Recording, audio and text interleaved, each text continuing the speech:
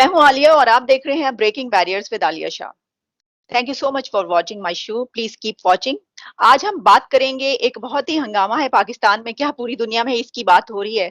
New Zealand की team आकर वापस चली गई, खेल नहीं सकी। इसकी वजह यह है कि उनको एक अलर्ट मिला जिसमें यह कहा गया था कि दहशतगर्दी का खतरा है।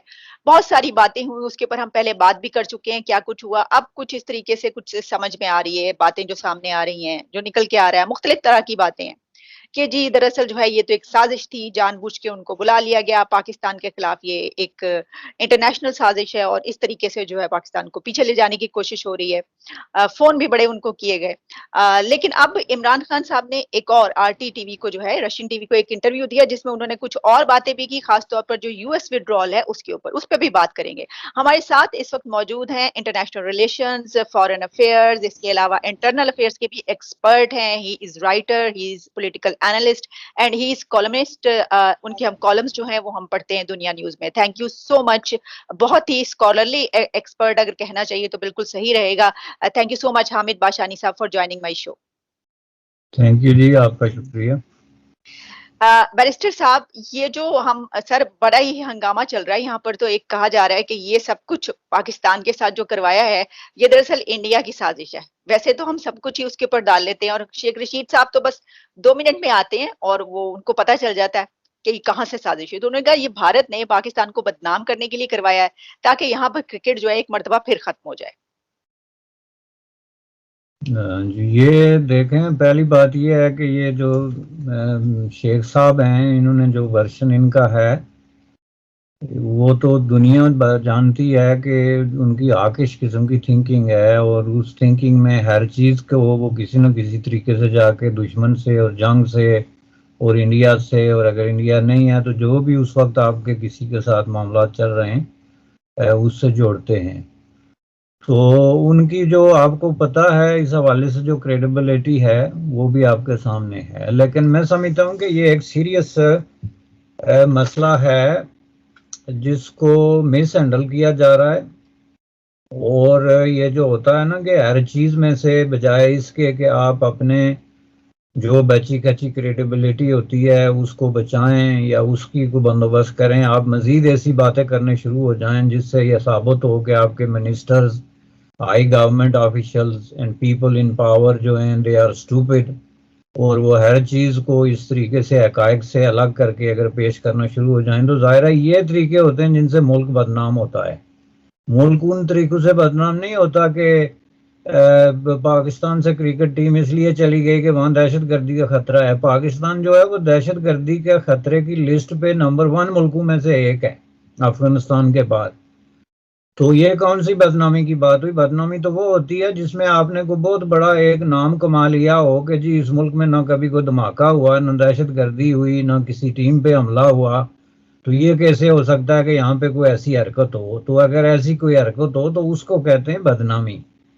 पाकिस्तान के लिए ये बदनामी की कोई बात नहीं है, ये एक नाउन किस्म का फैक्ट है कि पाकिस्तान में एक तरह का जो टेररिज्म का और सिक्योरिटी का थ्रेट मौजूद है।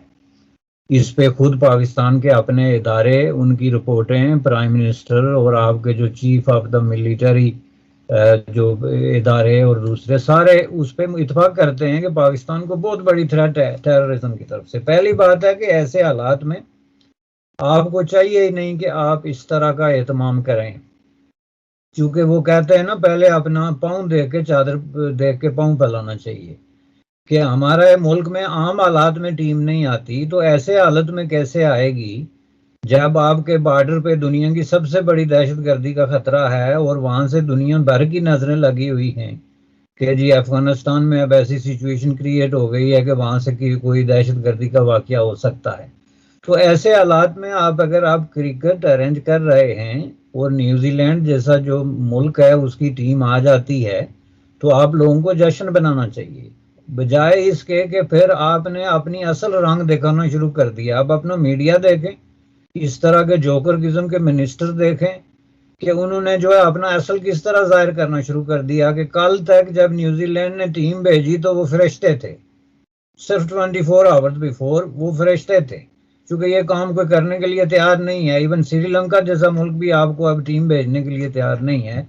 तो न्यूजीलैंड ने भेजी तो आप वो जनाब 24 आवर पहले को बहुत बड़ी ऐसे दोस्त थे और ऐसे अजीम व शान लोग थे कि जिनकी तारीफें कर करके तो आप थकते नहीं थे।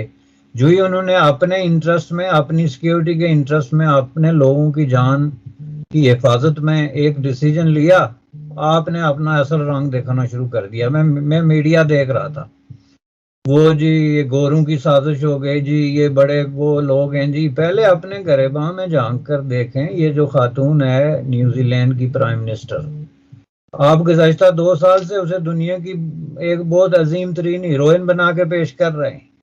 उसको मुसलमानों का पता नहीं कितना बड़ा हमदर्द और डिस्क्रिमिनेशन के खिलाफ और ये सारी पार्टीबाजी और ये सारे मामलात जो हैं वो सारे आप सामने रख के कहते हैं जी कि प्राइम मिनिस्टर हो तो ऐसा हो। और जब उसने अपने लोगों के इंटरेस्ट में एक डिसीजन किया, जो कि चीजें ऑन ग्राउंड हैं, आप हमेशा एक गेम खेल रहे होते हैं, खेल खेल रहे होते हैं पर्दे के पीछे, जिसमें हमें ना दिलचस्पी है ना जरूरत है दिलचस्पी रखने की। वो गेम आप एकदम प्ले करना शुरू हो जाते हैं कि बस जी देखें जी, ये तो अब कल तक अजीम खातून थी, आज ये सबसे जो है वो जलील तरीन खातून हो गई। मैं देख रहा था मुख्तलिफ किस्म के इस तरह के लोगों के कमेंट्स हैं जिनके एक एक लफ्ज से जालत टपकती है। मैं इसकी आपको मिसाल देता हूँ। कुछ लोगों ने इसको जोड़ा है, ये जो तीन तीन रुकनी इताद बना है AUKUS समथिंग में, वो लफ्ज इस वक्त मेरे जहन से फिसल गया। ये जो इताद बना है यूनाइटेड स्टेट्स ऑफ अमेरिका का, कतर और जी अच्छा नहीं, जी United State of America, England और ऑस्ट्रेलिया। जी ओके वो ओके इसका मकसद ये है कि वो ऑस्ट्रेलिया को आबदोजें देंगे, न्यूक्लियर आबदोजें, जो कि चीन को जो है वो वाच करने के लिए इस्तेमाल होंगी इंडो पैसिफिक में। ये एक बहुत बड़ी न्यूज़ है अगर गौर से देखा जाए, और इसकी बड़ी इम्प्लीकेशंस हैं पाकिस्तान पे, चाइना पे, पूरे उस खिते में, बल्कि इंटरनेशनली। तो उसको अगर आप गौर से देखें तो उसमें न्यूजीलैंड शामिल नहीं। ये जो इन्होंने इंटरनेशनल गोरों की साजिश की बात की और कहा कि जी इंग्लैंड इसमें शामिल है, उसको देखें कि उसमें जो वहाँ की जो ऑफिशियल्स हैं उन्होंने ये बयान दिया है कि हम इस तरह की आबदोजें जो हैं उनको न्यूजीलैंड के पानियों से नहीं गुजरने देंगे।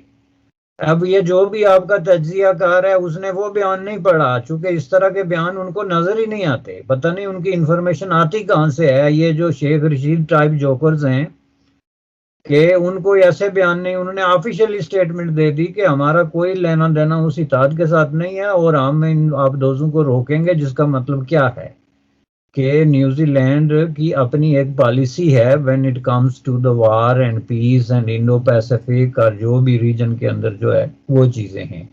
और दूसरा जो मैंने सबसे बड़ा इंसल्टिंग किस्म का तबसरा देखा किसी दानश्वर का जी, कि न्यूजीलैंड तो एक गुलाम मुल्क है जी, तो वो तो इंग्लैंड ने उसको कहा होगा। अब उस आदमी को इंटरनेशनल पॉलिटिक्स का ABC का नहीं पता।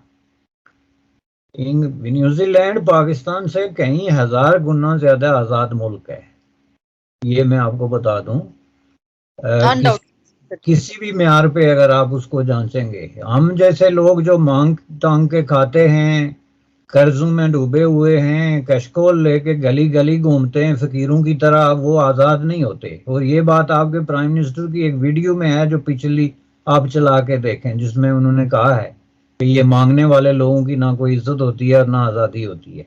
ये मैं उनके अल्फाज कोट कर रहा हूँ। वो बंदा कहता है, दानश्वर भी अपने आप को, और ये कहता है कि न्यूजीलैंड जो है वो आज़ाद मुल्क नहीं है, तो उसने जो डिसीजन किया है।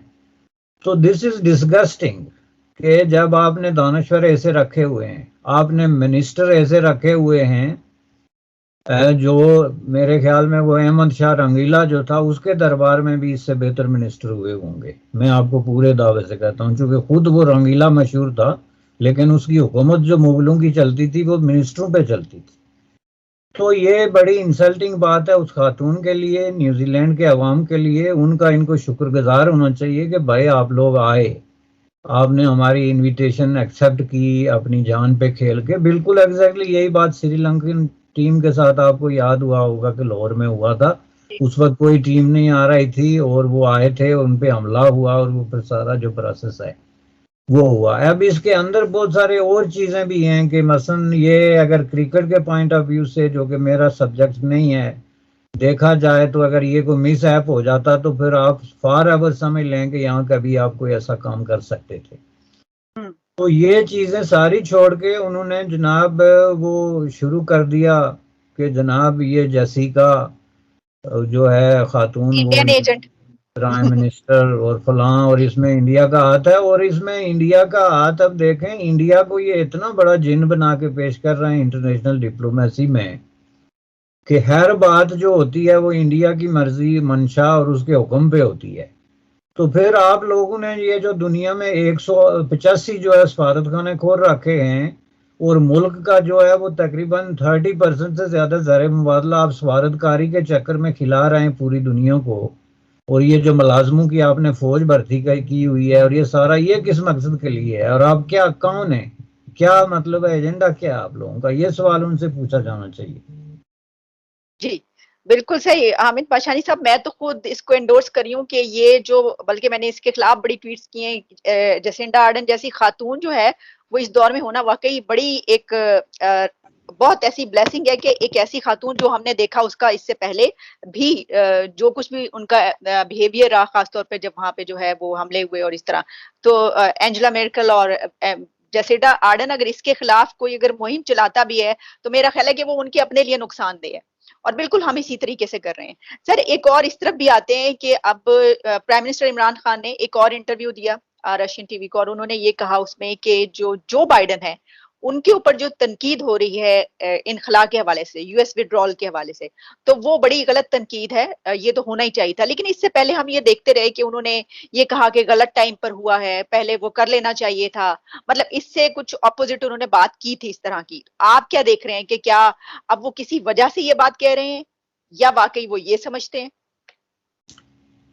डेफिनेटली इसकी वजह है, और इससे पहले मैं इसकी वजाहत करूं, आपका जो पिछला सवाल है ना उस पे जो हम बात कर रहे थे कि ये जो न्यूजीलैंड की टीम, उस हवाले से जो कंस्पिरेसी थ्योरीज और उनके निकल के आगे जो दानश्वर और मिनिस्टर्स और उनके बेसरोपा किस्म के बयानात और इस तरह की चीजें, उनमें एक वो जो अर्जेंटीना के साथ इनकी जो डील जो है तैयारे बेचने की, जो जेट बेचने की डील है, जी। उसको भी बना के कुछ लोग पेश कर रहे हैं। अच्छा। अब ओके। उसमें वो ये कह रहे हैं कि वो कोई 13 जो है वो तैयारे हैं जो कि पाकिस्तान बेच रहा है अर्जेंटीना को। तो चूंकि अर्जेंटीना और इंग्लैंड का हिस्टोरिकली फाकलैंड पे एक इशू चल रहा था, और अब भी उनके दरमियान ताल्लुकात बहुत ज़्यादा खुशगवार नहीं है, इसलिए इंग्लैंड ने उस पर एतराज़ किया और पाकिस्तान ने नहीं माना। तो इसलिए उन्होंने जो है, अब ये बात कब हुई इसमें मैं आपको बताऊंगा, लेकिन थोड़ा सा इसकी आप बैकग्राउंड देखेंगे। पहली बात ये है कि वो तैयारे जो पाकिस्तान बेच रहा है अर्जेंटीना को, उसमें पाकिस्तान कम और चीन ज़्यादा है, क्योंकि बुनियादी तौर पे वो चीनी टेक्नोलॉजी और चीनी कंपनी है जिसके वो तैयारे हैं, और वो पाकिस्तान में सिर्फ असेंबल हो रहे हैं। पाकिस्तान वो तैयारे बना नहीं रहा है, बल्कि वो तकरीबन उसका जो बड़े बड़े पार्ट्स हैं, जो चीज़ें मसलन उसके पैर हैं या उसका जो फ्रंट साइड है, इस तरह की जो बड़े मेटल चीज़ें हैं, और प्लस उनकी असेंबली का काम कर रहा है। और जाहिर है कि ये जो जॉइंट वेंचर होता है, इसमें चीन की मर्जी और पॉलिसी के बगैर वो तैयारे पाकिस्तान किसी भी मुल्क को फरोख्त नहीं कर सकता, नंबर एक। और नंबर दो ये है कि उसमें ये भी देखना होता है कि अगर चीन के बगैर जो है अगर पाकिस्तान दे भी रहा हो, तो वो डेफिनेटली उसके जो फ्यूचर के इश्यूज उसमें खड़े होते हैं, मतलब उसके स्पेयर पार्ट्स, टेक्निकल उसकी सपोर्टिंग, ये सारी चीज़ें जो हैं वो उसमें आ जाती हैं। और ज़ाहिर है अर्जेंटीना जैसा मुल्क इस तरह की कोई डील जो है वो नहीं करेगा। तो बेसिकली ये चीन की डील है जिसमें कि पाकिस्तान भी हिस्सेदार है, चलें आप कह सकते हैं। लेकिन उसको उन्होंने बना के इस तरह पेश किया कि इंग्लैंड ने ये इसलिए स्टॉप कराया कि इंग्लैंड की अर्जेंटीना के साथ दुश्मनी है, और ये फ्यूचर में अब हम चूंकि मजीद तैयारे बेचेंगे, अब इसलिए इंग्लैंड भी पाकिस्तान के साथ खेलने से इनकार कर देगा, और ये अब हमें तैयार रहना चाहिए। जो जितनी पूरी उनकी ज़बान में गोरों की कौमें हैं, उनके साथ अब हमारी ओपन लड़ाई शुरू होने वाली है। तो अब ये जो इस तरह की चीज़ें हैं जिसकी तरह से आप पब्लिक को एक मैसेज देते हैं जो कि बुनियादी तौर पे गुमराही और इग्नोरेंस पे जो होता है मुश्तमिल होता है और जिसमें सच्चाई नहीं होती, तो जाहिर है उसके फिर नताइज इसी तरह के निकलेंगे।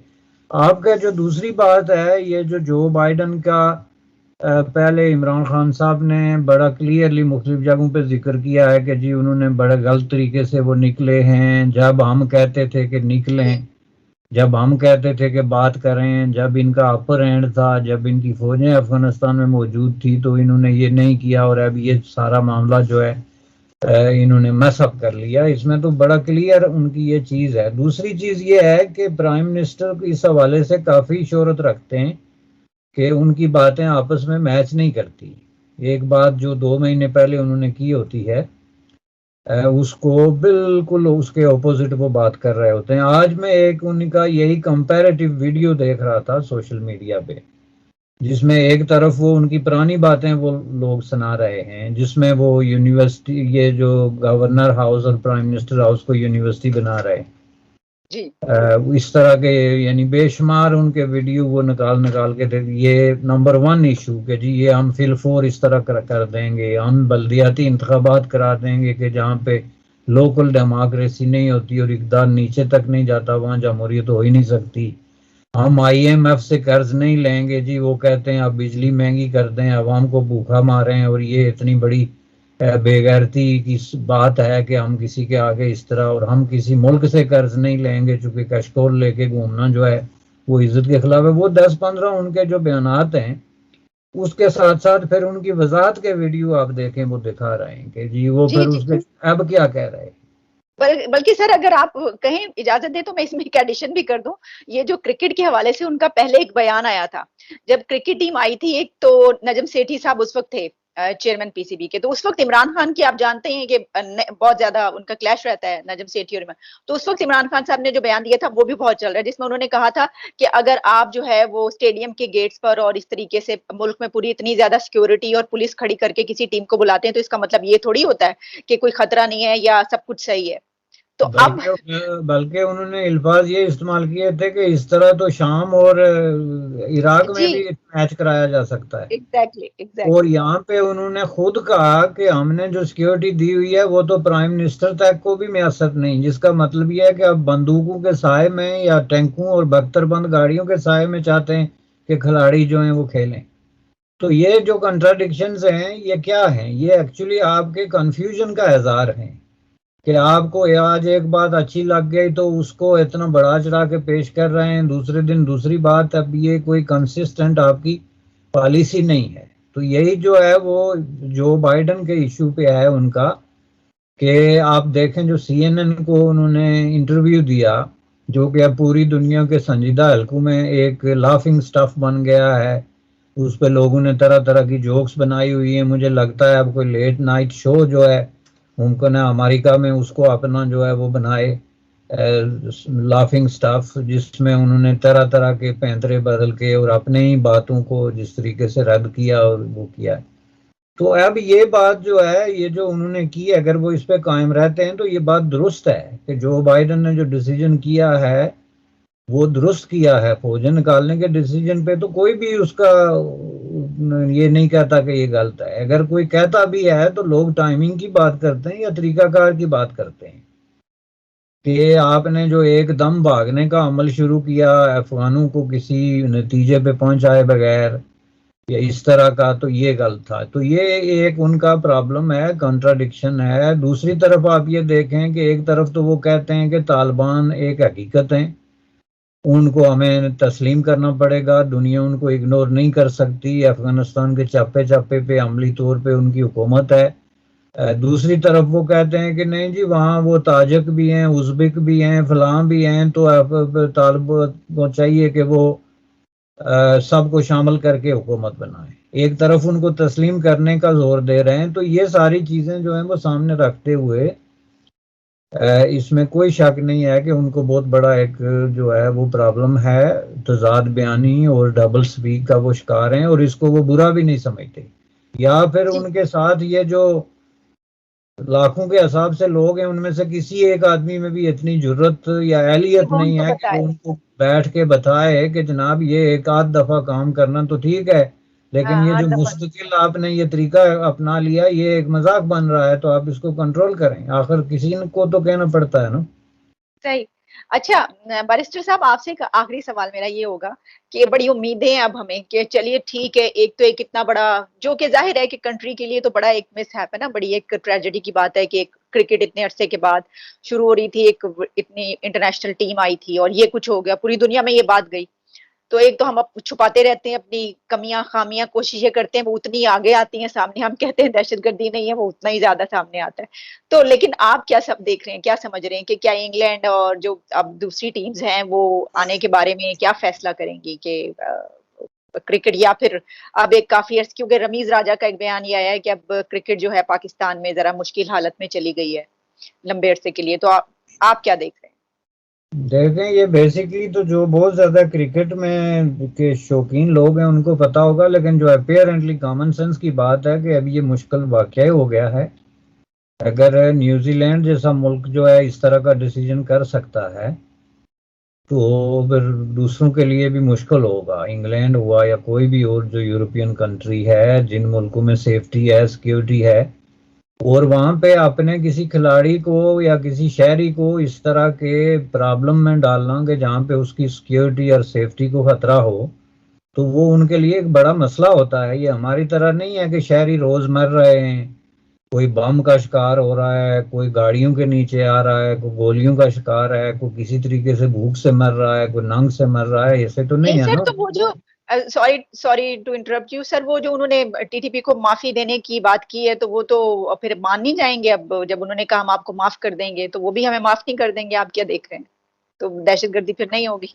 ये तो उन्होंने सरेंडर किया है ना, जो उनके आगे बेसिकली ये हुकूमत का सरेंडर है। आप किसी भी ऑर्गेनाइजेशन को दहशतगर्द करार देके, तो जब तक वो ऑर्गेनाइजेशन एक नॉर्मल प्रोसेस में अपने आप को प्यूरिफाई नहीं करती, चेंज नहीं करती, उस वक्त तक आप उसको ऐसे नहीं बार्गेनिंग टेबल पे बिठा सकते कि जी हम आपको माफ कर देते हैं। वो प्रोसेस में ऐसी ऑर्गेनाइजेशनें बदलती हैं, दुनिया में ये हुआ है कि कुछ ऑर्गेनाइजेशंस को टेररिस्ट करार दिया गया, लेकिन कई सालों की एक अमल के बाद उनके अंदर एक तब्दीली पैदा हुई, लीडरशिप चेंज हुई, और विद एन ऑर्गेनाइजेशन उन्होंने अपना मैनिफेस्टो और अपने हिकमत अमली चेंज की कि हम टेररिज्म पे बिलीव नहीं करते, तो फिर हुकूमतों ने उनके साथ नेगोशिएट किया। तहरीक तालिबान पाकिस्तान ने तो अभी रिसेंटली अपने प्रोसेस को एक्सपीडाइट किया है आपके सामने, और धमकियों में उनकी इजाफा हुआ है अफगानिस्तान में तालिबान के आने की वजह से। और दहशतगर्दी को वो बतौर टूल इस्तेमाल कर रहे हैं पाकिस्तान की गवर्नमेंट अथॉरिटी को और स्टेट की रीट को अंडरमाइन करने के लिए। ऐसे हालात में आप किस तरीके से उनको पेशकश कर सकते हैं कि जी आप आ जाएं तो आपको सब कुछ माफ है, जबकि आपके दावे ये हैं कि उन्होंने इतने बच्चे कत्ल किए, इतने बूढ़े कत्ल किए, इतनी औरतों पे जुल्म किया, पूरी एक स्टैटिस्टिक्स हैं आपके पास। तो उनकी मौजूदगी में ये हरकत बड़ी बुजदिलाना किस्म की हरकत है, और ये सरेंडर के मुतरादिफ है। सर सरेंडर का नाम ना लें, बड़ा डर लगता है। चलिए, thank you so much barrister Hamid Bashani साहब। बड़े जो है वो मैं तो चाह रही थी आज के प्रोग्राम में है हमें कुछ अच्छी अच्छी बातें मिल जाए, हमारा जो ये एक फेज आया हुआ है जो एक खौफनाक किस्म का वो हो जाए, लेकिन वो मजीद जो है हम देखते हैं कि हालात और खास तौर पर जो हमारे एक्शंस और रिएक्शंस हैं वो हमें कहीं का नहीं छोड़ेंगे। Sir thank you so much for your opinion and for your expertise and for your precious time. Thanks a lot. Thank you very much ji, thank you.